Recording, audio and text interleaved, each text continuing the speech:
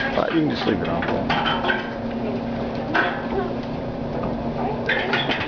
How are you guys doing good today? Yeah. All right, we have special treats for you today. A young lady that I just met right now. Some of you already know her. So why don't you come on up right now? You're from Colombia, right? Now we've learned a little bit about Colombia in here, and really one of the most dangerous countries in our hemisphere, basically. And we've heard about missions work, to the guerrillas that are in the jungle and all those kinds of things. How old are you? 15. Move your hair so everybody gets your name tag. 15. You guys see her name? I always try to get you more name tags. So you were 15? Yeah. And I just asked Margarita to give us her testimony, just talk about what God's doing in her life. And thank you so much for being here and sharing with us. So the floor is yours.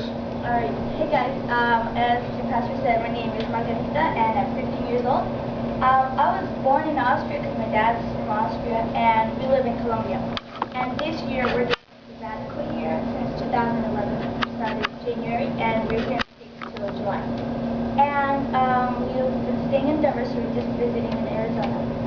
And well, I would really like to share with you guys today about something that's personally really important for me, and it's our relationship to God. I really believe that relationship to God does not mean we have to pray or we have to do, just read our Bibles or some kind of book. It's something that we should want to do from our inside, something we should want to do from our hearts, just to praise God, just to talk to Him daily. And something that usually happens is we usually take this as a religion. We usually take it as we have to go to church or we have to go to youth group and we have to pray, we have to read our Bible. But truly, the reason why there is church and youth group and any other kinds of things that help out, it's because you have a relationship with God. And that is why you develop it with other people. That's why there's community. And so our relationship to God, I compare it to water. Usually, if you don't drink water, you dehydrate and eventually you die. And our souls are like our bodies. If we don't get water, if we don't get God, eventually our souls just dry up and eventually we die. And you can see that in different kinds of people who live in the streets or people who can even be really rich, but inside they're just broken and they don't have water inside of them. And God is just like water. He feeds us, He constantly nurtures us, and He just gives us our identity and the questions we have in our lives, like who am I and what am I here for?